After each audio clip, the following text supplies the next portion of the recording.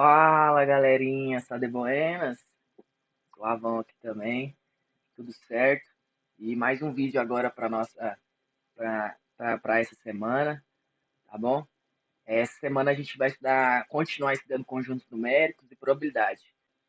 Hoje nós vamos aprender a, a encontrar uma fração geratriz. Que nome é esse? Da onde vem, né? Na verdade, é só pegar um número decimal infinito que tenha um período, né? E a gente vai transformar isso em fração, né? Normalmente a gente pega a fração e transforma em um número decimal, né? Por exemplo, você pegar a calculadora, coloca lá 2 dividido por 3, ele vai gerar um número decimal infinito, porém periódico. Aí nós vamos entender alguns termos, né? Aprender a voltar, né? A você ter um número decimal e voltar para a fração. Já garanto, não é difícil, gente. Só pegar os exercícios aí, os exemplinhos e entender, né, o que você tem que analisar que dá certo. Eu sei que dá certo. E probabilidade nós vamos é, entender alguns conceitos gerais. Eu trouxe alguns exemplos aí legais. Bora lá? Então bora. Bom, primeira coisa, eu vou começar com alguns. Hoje eu vou mais trabalhar com exemplos. Tá bom? Então, espero que eu traga exemplos para que vocês possam entender a matéria e, assim, responder a lista de atividade, né? A quinta lista de atividade. Beleza? Tá. Então, nós temos aqui uma fração, 2 quinzeavos. Qual que é o resultado disso? Né? Se eu pegar a calculadora e colocar lá 2 dividido para 15, quanto que vai me dar? Ele vai gerar um número decimal infinito, porém ele tem um período. Né? Ele tem um período. E esse período é aquele número que se repete. Então, quando a gente falar em período, né, tratando aqui de números decimais, eu estou falando assim, os números que estão se repetindo, né, que está acontecendo um período ali, por exemplo, o período de dois quinzeavos é o 3. Né? Pode ver que o 3 ele se repete infinitamente. Né? Tá. Um outro exemplo. 2 terços, agora eu comentei, né? 2 terços. Se eu pegar 2 e dividir para 3, né? Por exemplo, tem R$ 2. Quero dar para 3 pessoas. Quanto cada um vai receber? Na verdade, essa conta não tem como ser exata. Mas a gente faz uma aproximação que é 0,66666666 infinitamente, né?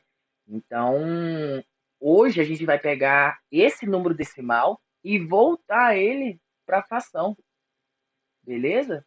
Mais um exemplo aqui, 111 dividido por 9. Quanto que é? Gera outro número decimal infinito, porém tem um período.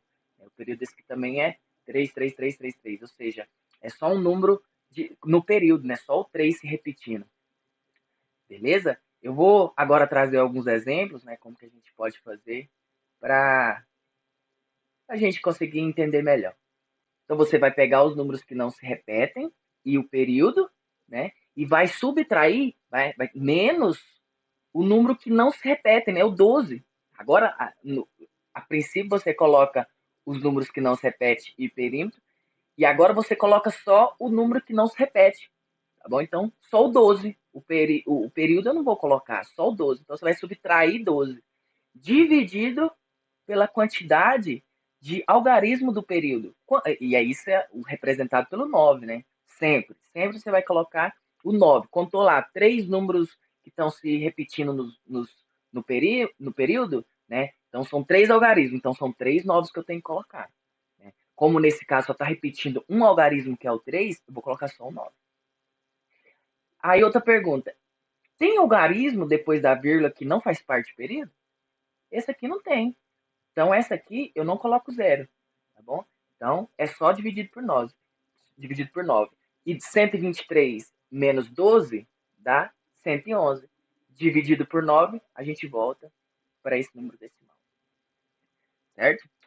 Aí eu trouxe um desafio, né? Eu preciso que vocês tentem. Então, pausa o vídeo agora. Então, agora nós vamos fazer 4 análises. Né? Primeira coisa, vamos pensar no numerador. Né? A gente quer formar uma fração, então vamos pensar no numerador. O numerador, você vai observar quantos números que não se repete e o período. Quem que é esse número que eu estou falando agora? O 17, 4. Qual que é o período aí? O período não é o 15? O período, ó, depois da vírgula, está repetindo 15, ó. 15, 15, 15, 15, 15. Isso infinitamente. Esse é o período, então, desse número decimal. E qual que não é o período? O período é o 17 e o 4. Né? Só que agora, a princípio, a gente coloca o 1, 7, 4, 1, 5. Né? E vai subtrair dele os números que não se repetem, ou seja, que não faz parte do período. Né? E o que não faz parte do período é o que está antes do 15, que é 174. Então vai ficar 17.450 menos 174. Né? Agora vamos pensar no denominador, né? Já que a gente está querendo formar uma fração geratriz. Ó, observa. Quantos algarismos está no período? Né? Quantos algarismos estão fazendo parte do período? São dois. Né? Que é o 15, o 1 e o 5. Então são dois algarismos. Então você vai colocar dois novos. Aí a última análise que você tem que fazer. Existe algum número, algum algarismo depois da vírgula que não faz parte do período? Existe. O 4. Né? Então eu coloco 0. Então você observa, tem algarismo depois da vírgula que não faz parte do período? Então você coloca a quantidade que for, né? Por exemplo, se fosse 2 algarismos depois da vírgula que não faz parte do período, você colocaria 2 zeros. Como aí só tem o 4, só um algarismo, então você vai colocar só um 0. Certo? Então, fazendo essa subtração, né, a diferença desses dois números vai ficar 17.241 dividido por 990. Esses dois números, eles são múltiplos por 3. Né? Então, se eu simplificar por 3, vai ficar 5.747 dividido por 330, que o resultado vai ser 17,4151515151 até o certo? Então, isso é a gente transformar um número decimal para uma fração geratriz. Beleza? Agora vamos entender probabilidade, né? Duas coisas que a gente vai sempre observar.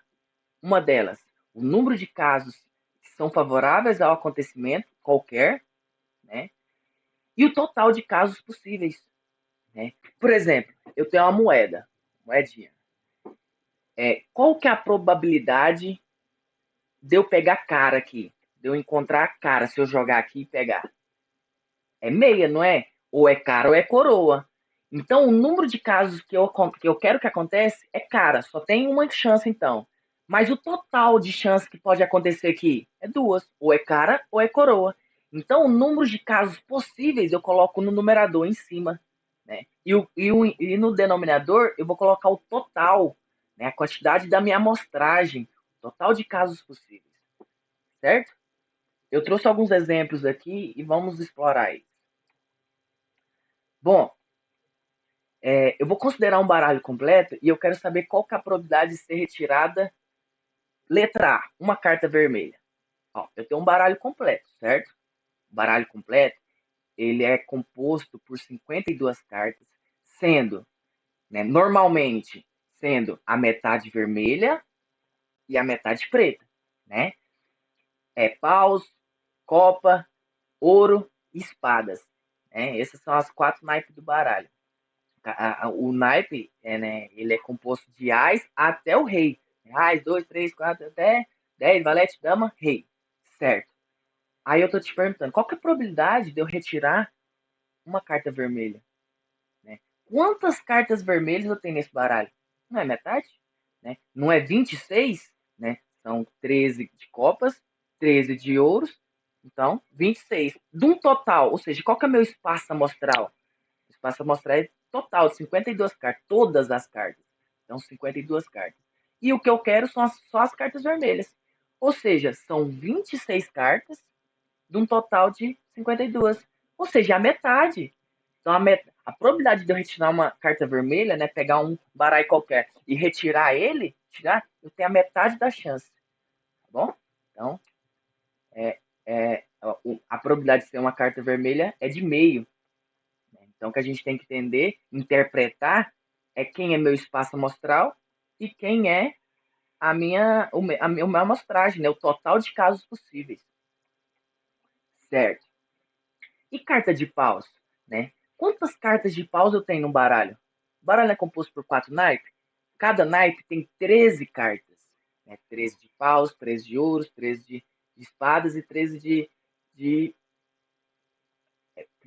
13 de copas, 13 de espadas, 13 de paus, 13 de ouros. Né? Então eu quero uma carta de paus. São 13 cartas de paus que eu tenho no baralho. Então, esses são os casos favoráveis que eu estou querendo para a minha probabilidade. E o total de casos possíveis? É o total de cartas, que são 52 cartas. Então, vai ficar 13, que é o total de casos possíveis, que são as cartas de paus, dividido pelo total, que é 52. Como esses dois números são múltiplos de 13, ó, divido em cima por 13, dá 1. Divido 52 por 13, dá 4. Dá 4. De 4 vezes que eu for retirar uma carta, pelo menos uma, né, que ele está falando é isso, a probabilidade está prevendo um resultado. Ele vai tirar pelo menos uma de paus. Então, representa 1/4 a quantidade de cartas de paus. Par de 7. Eu quero tirar 2 cartas. Par de 7. Quantos sets eu tenho no baralho? Eu tenho 7 copas de ouro, espada e de paus. Então eu tenho 4 sets. Então eu quero tirar a primeira carta, eu sei que a primeira carta é um 7, porque eu quero um par, né? Então existe 4 sets no baralho, de um total de 52 cartas. Né? A próxima carta também é um 7, mas como eu já tirei um 7 no primeiro evento, eu vou ter só 3 sets. Né? Da mesma forma que eu diminui uma carta do set, diminui uma carta de todo o baralho, né? Tirei uma carta do baralho. Então agora são só 51 cartas. Então o total de, de chance que eu tenho para a segunda carta são 3 sets, de um total de 51. Né? Já que a primeira ação eu já tirei uma carta, que foi o 7. Certo? Então as duas coisas estão condicionadas a acontecer. Uma depende da outra. Eu quero tirar as duas. Então a gente vai fazer o produto entre elas. Né? As duas têm que acontecer. A intersecção das duas tem que acontecer, sendo que uma eu tenho 4 sobre 52 chances, né? E depois eu tenho 3 chances sobre um total de 51 cartas. Então, fazendo o produto entre eles, eu vou ter 4 vezes 3, 12. 52 vezes 51, 2.652. Ou seja, eu precisaria fazer 221 vezes para acontecer só uma parte, para sair um par 7. Claro, isso é probabilidade. Né? Pode aparecer antes esse par 7, mas pode aparecer depois também de 221. Então, probabilidade é uma estimativa, né, de um resultado. Normalmente, aí que eu tô falando, normalmente vai acontecer a cada 221 vezes, você vai tirar um par de 7. Certo? Agora eu quero tirar um 9 vermelho ou um 4 preto. Ou seja, eu tenho duas opções para me fazer. Um não depende do outro. Eu não, sabe? Se eu tirar um 9 vermelho, eu quero tirar ou um ou outro. Então, um não está condicionado ao outro. Quantos 9 vermelhos eu tenho? Eu tenho 2, o de copas e o de ouros, né? Então eu tenho duas cartas, um total de 52. Só que eu quero isso ou um 4 preto. 4 preto também tem duas, eu só tenho duas cartas de sendo 4 preto, né? O de paus e o de espadas. Então, como eu quero um ou outro, né, não precisa acontecer os dois juntos, né, não vai acontecer os dois juntos, eu somo as probabilidades. Ou seja, como eu tenho dois 9 vermelhos, de um total de 52, e eu tenho dois 4 pretos, de um total de 52 também, porque não depende uma da outra, pode ser qualquer uma das duas, eu vou somar as probabilidades delas. Né? Então, como tem o mesmo denominador, né, posso somar 2 mais 2, 4. Os 52 eu vou conservar, né, porque soma de duas frações com os denominadores iguais, conserva o denominador e soma o numerador. E 4 sobre 52, eles são múltiplos de 4. Então, 4 dividido por 4, 1. 52 dividido por 4, 13. Então foi isso. Espero que tenha ajudado vocês. Viu? Abraço. Precisamos estando aí, viu? Todos os primeiros anos. Se precisar de ajuda, eu tô nos grupos aí do WhatsApp. Abraço. Boa semana pra nós. Tamo junto.